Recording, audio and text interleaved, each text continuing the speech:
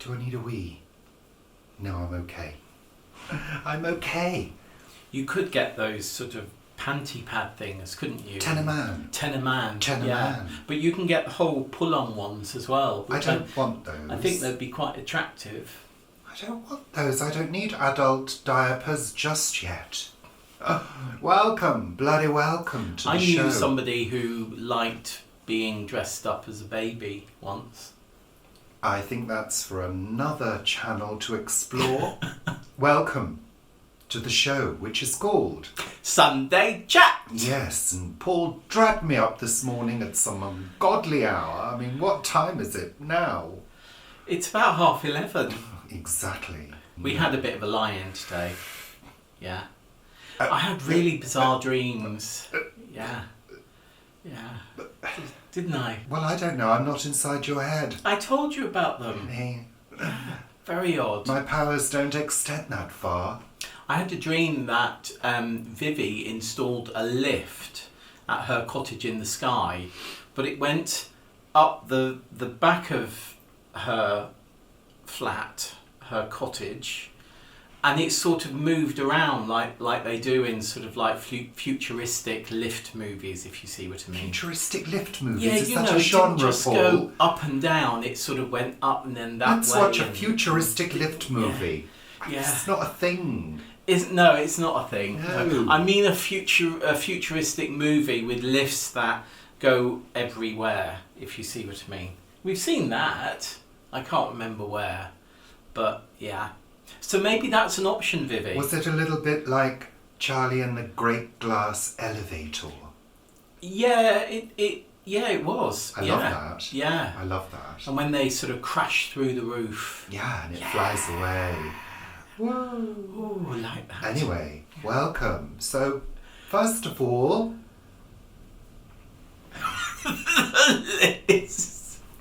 First of all, it's... I went off at a tangent really early on, didn't welcomes... I? Yeah. Oh, what's new? Welcome to everybody following us on all platforms, like here on YouTube, our coffee page where you can buy us a coffee to support us. And see extra and things. See extra content, such as Sunday Chat Extra.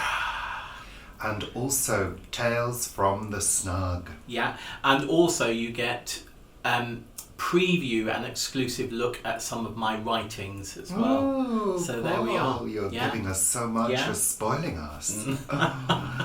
Oh, not on the Miss tray. Taylor. It should be like that. Coffee. What?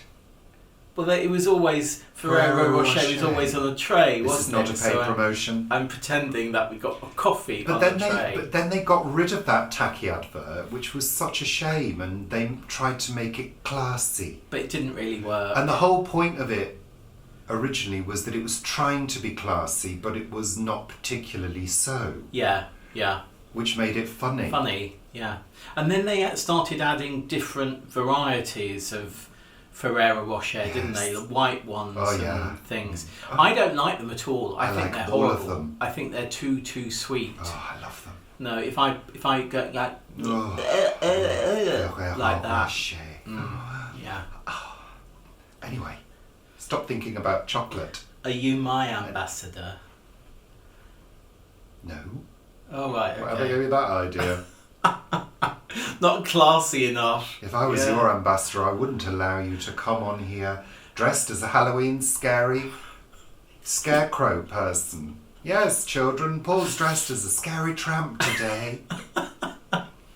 I think I dress as a scary tramp most from days. From Scary Tramp Land. My hair is a bit unwieldy at the moment. Unwieldy? That's an understatement.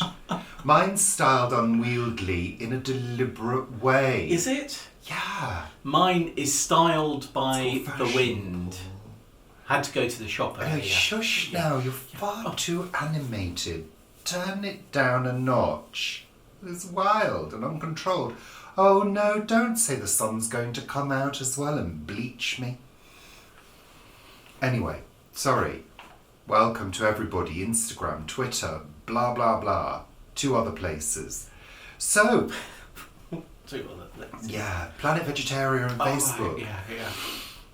So, Paul Popapoil, What has the weather been like? Richard and Paul's weather report. It's been mild. Yeah, It's very been mild. remarkably mild. I mean, I think it was it Monday? I was at the plot. I was in the polytunnel, and the sun was coming in the door. The sunshine, not the sun, because it would have melted the polytunnel. The whole planet Yeah, would have whatever. been destroyed. The sunshine was coming in. It was lovely and warm, and I was just in a t-shirt. That was it. Well, I had my trousers on and my underwear and my braces to hold up my trousers. And it was just lovely. It was lovely. And then it sort of got a little bit wet, hasn't it? There's been quite a few showers. It's been quite humid, and we turn the heating off completely. Don't need to mind that. And, it's all... I mean, we're trying to save money because, clearly we all know the bills are ridiculous. Everyone is. Everybody's in the same boat. We've turned our heating off. We have had a couple of fires of an evening. Intentional ones. Just to give us, a little bit of warmth. I mean, it's all well and good talking about cutting down on energy and turning heating off and things like that, and putting extra layers on to keep yourself warm. That's all well and good. But the consequences of keeping your heating off as we get into the colder part of the year, when it's still humid, is that things like washing takes an eternity to dry. And also, uncomfortably, your clothes start to feel a little bit damp. And cold. Yeah. I got some t-shirts out of the wardrobe. I was reorganising a drawer. And I just thought everything feels slightly damp, And I remember as a child that Mum used to put our clothes in front of the fire to warm them up before we put them on, which is, of course, a lovely thing to do and a lovely memory. But then you realise as an adult, living in a house without heating, the reasons why she did that. Yeah. So it's not fun, I have to say. I mean, again, it's all well and good having that good old British spirit. I just saying think we that's will cope, ridiculous. blah, blah, blah, which I think, frankly, the government and all the energy companies are relying on that. Yeah. Because many people, especially of our generation, have that we'll get through this mentality. But actually, in 2022, not being able to heat your home because you're scared of the bills is an absolutely ridiculous situation to be in. And of course, we're in a fortunate situation. We both got jobs. Yeah. We're both earning money, and we still can't afford it. There are many people who are in far worse situations than us. Far worse situations. It's not a pity party, but it's ridiculous. And I feel for the people who really who are just struggling. I mean, even people on what one would usually call a decent income are struggling, and that is not where we should be as a country that was once the fourth richest country in the world. We shouldn't be in that position. Conservative governments, of course, we're slipping down. And also, thing quite quickly. When you read this morning's news saying, because this is Thursday, by the way, we're filming a little bit earlier than usual because we've got a prior commitment this weekend. But when you read the news that Shell have announced that they've doubled their profits, it's absolutely disgusting that we're having to pay the prices we're having to pay. It's disgusting. That profit should be ploughed back into saving people's bills. Well, it should be actually ploughed into investing in renewable technology and renewable energy, which brings down bills. That's what should happen. And but it's just crazy situation. It's interesting because I was looking at an American video the other day of, I think it was a congresswoman, and she was talking about profit over the last sort of 30 years, but particularly in the last few years. And she was asking business and also somebody who really knew his stuff why prices were rising so much. And when they were looking at general prices of things that were rising, products and energy and things like that, the profit that companies were making was the largest factor in increases in prices. It wasn't workforce costs, it wasn't cost of production, it wasn't buying widgets to make things. It was actually the margin of profit that was increasing, and it was like doubling year on year, making 4p this year, 8p next year, 16p the year after, and the profit that companies were making, the big corporates, was just extortionate. And you can bet your life that profit's not passed on to people in wages. No, well, it's not, because you've seen that the wages aren't increasing, the profit is, and the wages are going up, minimally. Yeah. But there we are. Hey ho. There we are. And of course, in other political news this week, we now have a new Prime Minister, We do. Rishi Sunak. Yeah. And of course, there was a moment, sorry to bore you with politics, by the way, but we have to say this. There was a moment of transient optimism. Yeah. Let's say that. Where, you think, okay, first of all, we know that Rishi Sunak is, married to a billionaire or whatever. Multi-millionaire. Yeah. And we know all of that, but, he's a British Asian man, practicing Hindu. Mm-hmm. So you think, well, that's got to make him have a conscience at least. Yeah.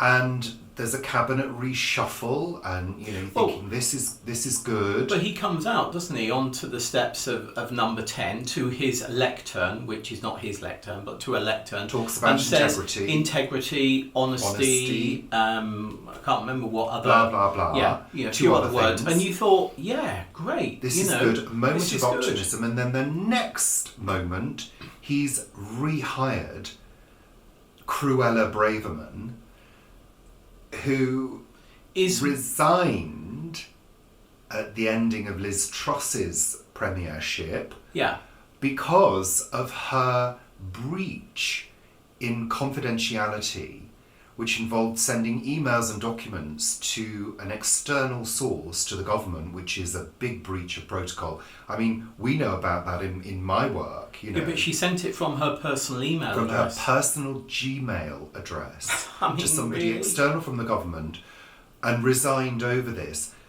Has now been reappointed by Rishi Sunak, which immediately integrity, took honesty, everything down again and dashed our hopes of having integrity and honesty in the government. So, that optimism was destroyed by that. I mean, this woman is hateful. Evil. She is literally full of hate for anyone else other than the rich. She's hateful. She talked about dreaming of a plane being photographed and put on the front pages of the Telegraph, the Tory graph, and dreaming of sending refugees to Rwanda. Desperate people. Dreaming of that. Most people dream of a better society for all, for, no war, for peace and, good things for everybody, including the most vulnerable people in society. She dreams of sending them to a country which has a very poor reputation for human rights, that these people do not know and have escaped war and cruelty and persecution. Much of which we have created, as the UK, America, other countries have created. Unbelievable. Anyway, let's cut that now and move on to happier things. Alexa, stop. She wanted us to stop too. I know. So we took a little detour there because that wasn't following the list. Wasn't. No. Oh, There's anyway, still 3 people watching. Look. Hi there. Yeah. don't switch off yet. So we're going to continue with the weather. But we do have to say these things Yeah, because you've said that. they are relevant. They are. You've said that. They're relevant. Relevant. But to go back to weather, we had that fantastic storm. What a treat. And if you didn't see the video, here's a little link. There's some fantastic lightning strikes that I managed to catch on camera. It was lovely. I thought there was a maze that so many of them were seen to be vertical. And I was sitting on a chair here looking out the window down here, and so many seemed to be just coming straight down. I don't know what you saw. I didn't see any vertical lightning strikes out there. I did. I think you were looking out the back. I was, capturing the ones at the back, so they must have been all around the house. Yeah. I've told you before, this is a portal to another universe. At right at the beginning, when the storm broke really over us, the front door just shook for like 10 seconds. The reverberation from the thunder was that intense. It was good. It was quite amazing. It was good and scary too. Were you scared? Not really. I'm never really scared during a storm. And I think that's because as children, our parents weren't particularly scared of storms, and we would be told what it was all about. You know, I think when we were little children, we were told it was the clouds banging together. Clouds clapping. Things like that. So, you know, we were, I think, taught to watch the storms and to enjoy them. So there's no fear. Obviously, I wouldn't like to experience a direct strike. No, best not to be holding a metal pole in the middle of a thunderstorm. Best not to be on a beach or a golf course, particularly, or under a tree. Though my experience of being on a beach in a thunderstorm with lots of lightning in Guernsey was fabulous. Yeah. We talked about that before, though. Did we talk? You talked about that on Sunday Chat. Sunday Chat! So no need to repeat it. So Are yeah, you that going was, to link to that here? That was fabulous. No, Paul. Yeah. Anyway, what we're saying. So of course, in other news this week, it's Halloween weekend. Woo! Yeah. Woo! Ah! Yes. Spooky. Spooky. It's funny, isn't it? This time of year. It's kind of obvious when you think about it as to why this time of year is that sort of time for a festival of that nature. Do you know what I mean? Because the trees are losing their leaves and some of the tree shapes. Can you imagine walking through, say, the Ridgeway, which is up at the Chilterns, Britain's oldest road? Can you imagine walking in the failing light with no other source of light, no mobile phone or torch, and seeing the shapes of the trees, twisted branches, and I don't know, you know how you're walking through somewhere in half light and you start to see shapes and faces and things like you can imagine conjuring up those sort of thoughts around this time of year. Ancient people not understanding why the light's failing, you know, worrying about things, being frightened, calling upon the ancestors for their whatever. Well, I mean, the light is failing, isn't it? So each year there's less and less light, and will that light come back? Yeah. I mean, you know, we don't really know. We could be hit by an asteroid tomorrow and all be destroyed, so That's that light cheery. wouldn't come back. But you know, there's always that fear, isn't it? And But what I'm saying goes is, back generations. What I'm saying is, millennia. All these celebrations and festivals, they're usually inextricably linked. Well, they are. To the seasons and nature, you know. Spring and the fertility and all of that. It's all about the cycles of nature, the natural cycles, and how we've interpreted them.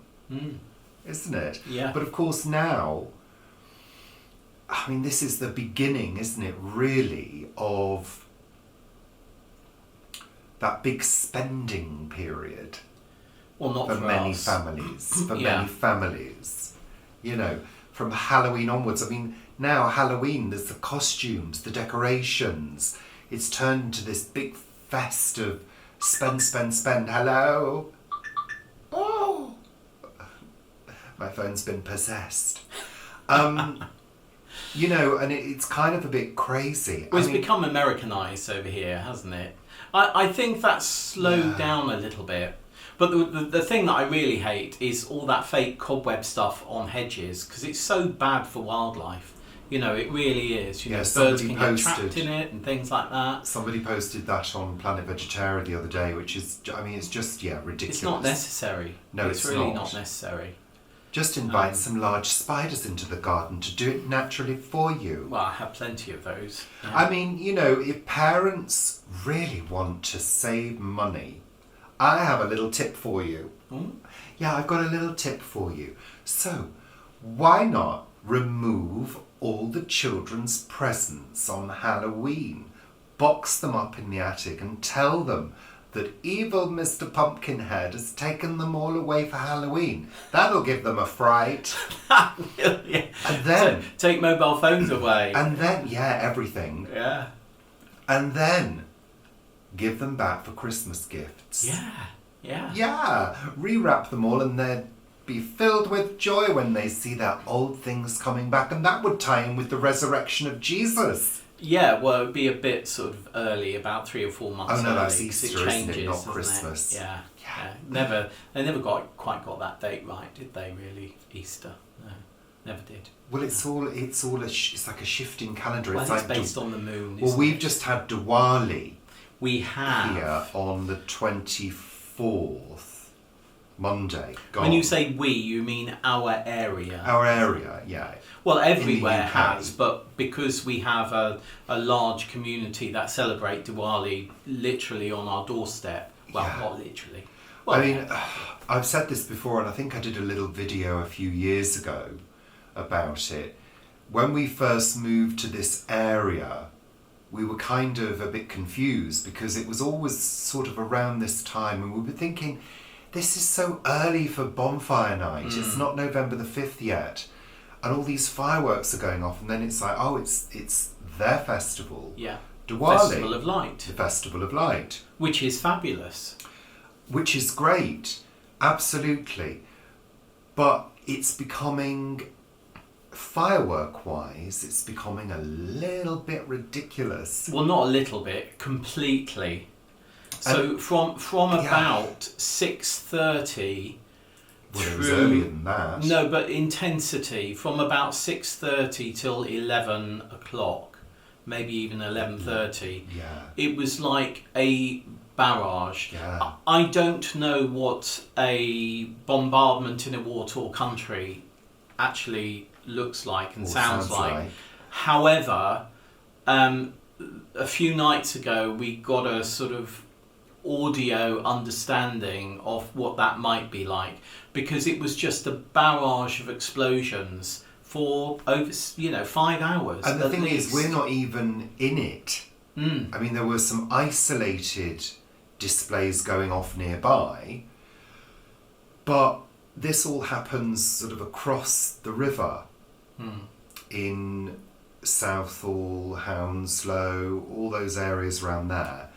And the skyline is lit up with constant fireworks. Now, okay, a few firework displays here and there, fine. Be good if they Organised. Be good if they were noiseless. Yeah.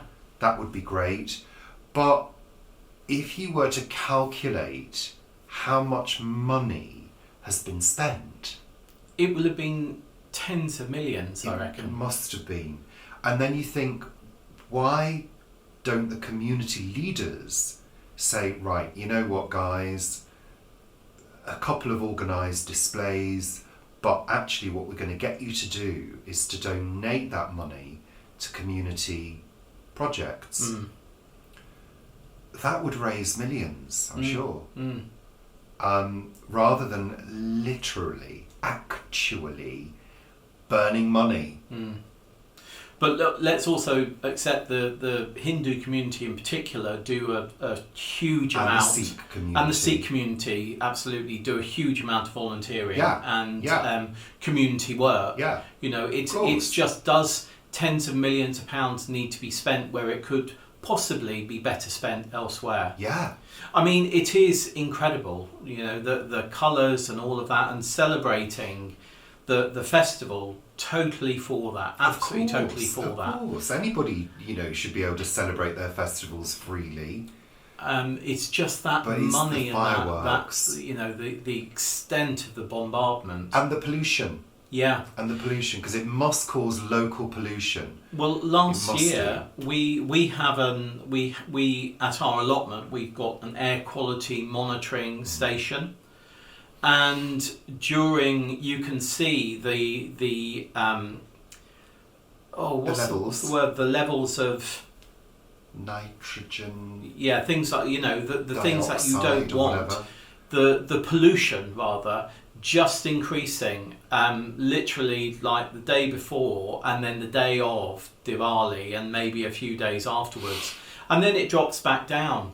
But it is in the graph that we look at, it's so last year it was so obvious. Yeah. I haven't looked at it this year yet, but it'll be interesting to do that. It is concerning, and I don't know. However, we're being a bit moany today. I know aren't we? we're having a moany one, but yeah. people like that. Yeah, well. I like that because I think we all have a right to say what we think about these issues. But Bananas. isn't it? Yeah, but isn't it strange? I mean, every single year around fireworks season, people talk about banning fireworks, getting noiseless fireworks on the market. And New Year's Eve. Fireworks season, I'm including all of that. Yeah. Yet nothing really seems to be done about it. I think the problem, we've talked about drones being used, and the light drone displays are just incredible. I mean, they really are. But the issue with them is it really needs to be an international company or international companies that get behind that, because we have Bonfire Night in the UK, which we'll be having at our allotment, though not with fireworks. We have Diwali, then there's New Year's Eve, and there's festivals around the world. So when you think, I mean, there would need to be millions and millions of drones to do displays, but that is possible, and then they could move to a different country for different festivals. But in terms of the noiseless firework thing... Oh yeah, they should be noiseless. Well, yeah, but, good business sense says that if you get people behind that concept, you can then maximise your profits around that concept. You advertise yourself as, we're doing noiseless fireworks, aren't we great? People are more likely to choose those things. So, use it to your advantage, firework companies, promote it as a benefit. Did you get a call the other day from Jeremy Hunt asking whether he'd like you to join the Chancellorship of the UK and help the economy of the UK with all your ideas? Did Rishi call you and say, join Jeremy and the rest of us? No. Oh right, okay, fair enough. But it's true, isn't it? This is the kind of thing that people should be thinking. There are benefits to these better ways of being, There are benefits for everybody. Jump on the bandwagon and do it. Marvellous. What's next? Sorry, I was stuck in a posing loop.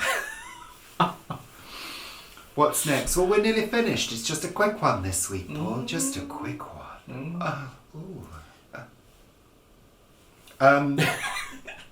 You were literally about to get stuck then, weren't you? Oh dear.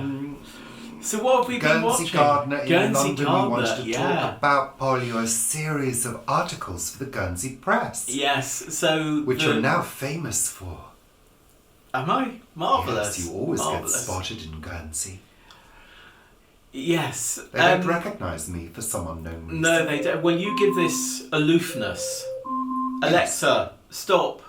It's my speciality. Yes, your aloofness speciality. Yeah, I'm approachable, you're aloof. So they feel they can talk to me and say, hello, where you? Well, I can't help it if I have a natural intimidating presence, Paul. No, you can't.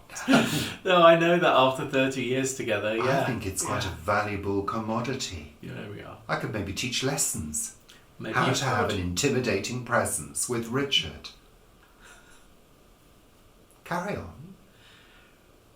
Are we carrying on? You're talking about Guernsey Oh, Gardener right, in okay. London, I thought you for were bloody going to sake. stop Alexa and set the timer. Oh yeah, we need to set the timer because the camera might overheat.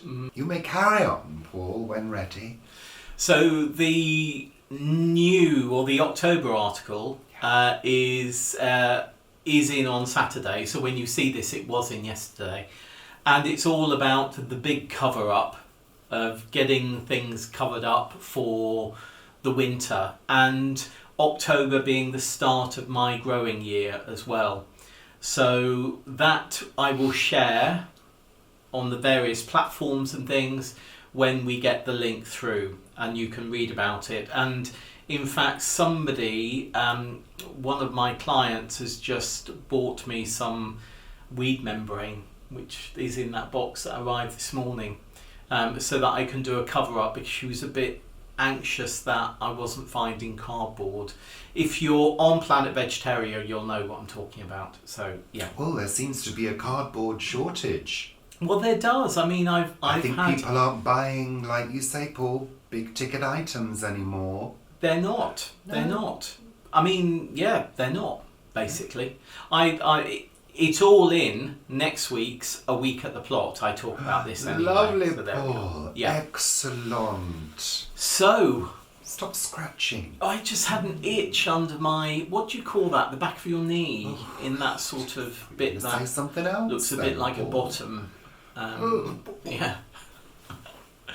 When you've got your knee, not when it's open, when it's closed. So we're moving into our entertainment segment now. What have we watched on television this week, Paul? But before we do, we just want to say very, very sad news this week.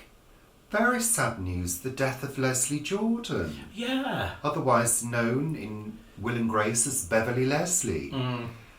Oh, That's sad. So just sad. Really, really, I was really shocked and saddened by that because, I mean, Beverly Leslie is such a, just the name, such a character in Will and Grace. This is the adversary of Karen Walker.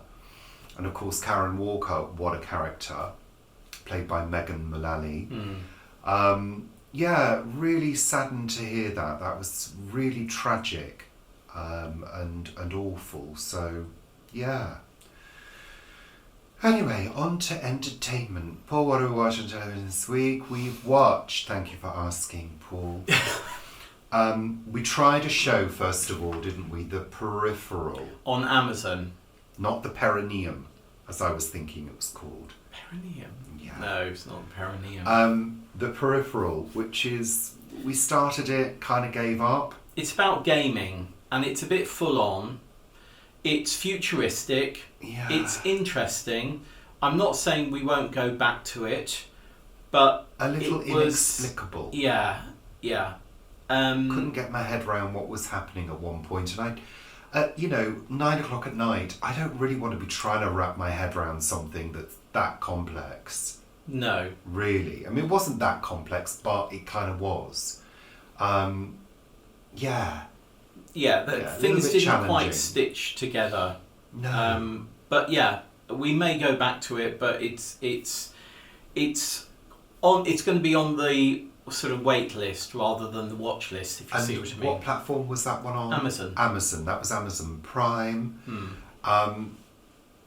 The other one we started was on Netflix.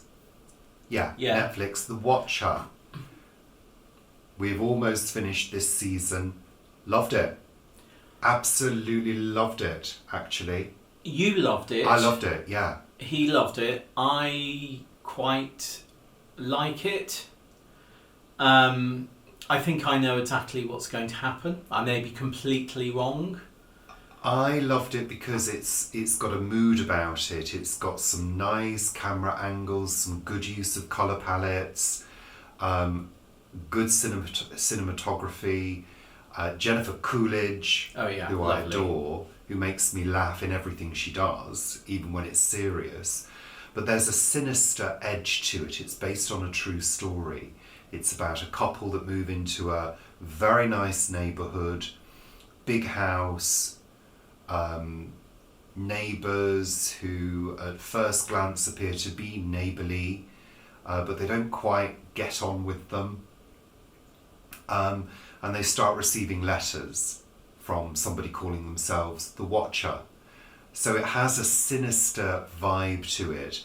And the clever thing about it is most of the characters also have a sinister edge to them. So the question is, who is the Watcher? And this is what you're trying to work out. And it becomes more sinister as it goes on. But it has that slightly comedic edge given by Jennifer Coolidge, which gives a little light relief. Yeah. Even though she has a sinister edge to her as well. Yeah. She can look very sinister. She can, yeah. And I think it's how she frames her face, isn't it? And how she uses her eyes. Yeah, when she's got her hair sort of quite tight, she can be quite sinister. But when it's a bit wider, so you see more of her face, she's much more sort of fluffy, open and fluffy. But her costumes as well enhance that fluffiness because she has some fabulous clothes in it.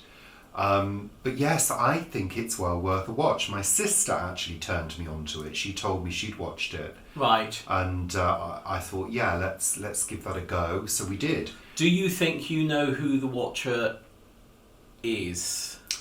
I'm confused at this point. I'm confused.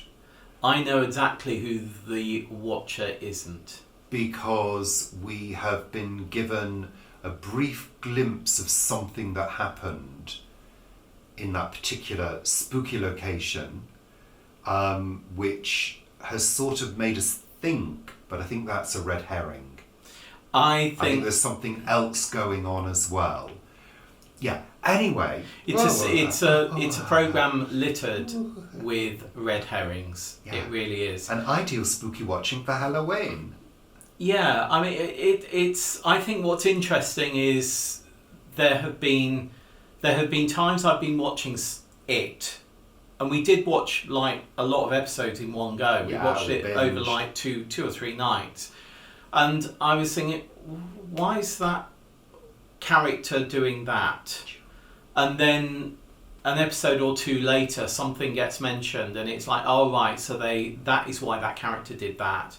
That's why that character is dressed like that. Blah blah blah. So, yeah, I think I know exactly what the ending of this series is. Oh, well, good for you. But I think I'm also watching things a little bit critically now. Because I'm analysing my writing and other people's writing more, and I'm thinking, I mean, something happens with a pet in it. Yeah. And there's a timeline that is completely wrong in this happening, just utterly wrong, and it wouldn't have happened in the process that it comes to. Anyway, I'll tell you why afterwards. Blah blah blah blah blah. Just keep going on and on and on. So yeah, we've almost finished that. Yeah. And we also treated ourselves to Terminator Dark Fate, which we've seen before. How many times? Only once. No, twice or three times. You've fallen asleep during it usually. Yeah, but you know, I quite like it. It's quite a fun movie. I think all the Terminator movies are fun. Yeah, a bit like the Alien movies. Suspend your disbelief. You know. Yeah. So that was fun of an evening. Yeah. Yeah, that's it. I'm looking forward to more political programs as well, like Newsnight and Question Time, because I want to see the analysis of what's happening in politics. Did we talk about that? Did we? Because we watched Question Time last week. Yeah, we talked about it, didn't we? Yeah. So that's it for this week's Sunday Chat. Sunday Chat! Thank you, Paul. That's quite all right. We do hope you have a lovely week. enjoy whatever you're doing. Try not to get too involved in politics, but I think one needs to be having one's eye on the ball. I think one needs to know what's going on Yeah. because it does affect every single area of our lives. Of course it does. Yeah, I mean, people who say to me, "Well, I don't vote because I can't change anything." Well, I mean, that's control. If people think their votes don't change anything, they're being controlled.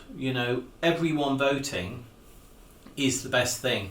That's democratic. Not that we have a democratic country here, but there we are. Ooh, scary hand clawing at you. Let's say goodbye. Thank you. Thank you for watching. Thank you to new subscribers. Thank you to people who have come and gone because they just don't know what's going on. Yeah. Thank you to the old subscribers, the old wrinklies. You know who you are. Are you an old wrinkly? No, of course not. I'm 39. It's a little thing. No, there aren't. That's a lie. Bye. Bye.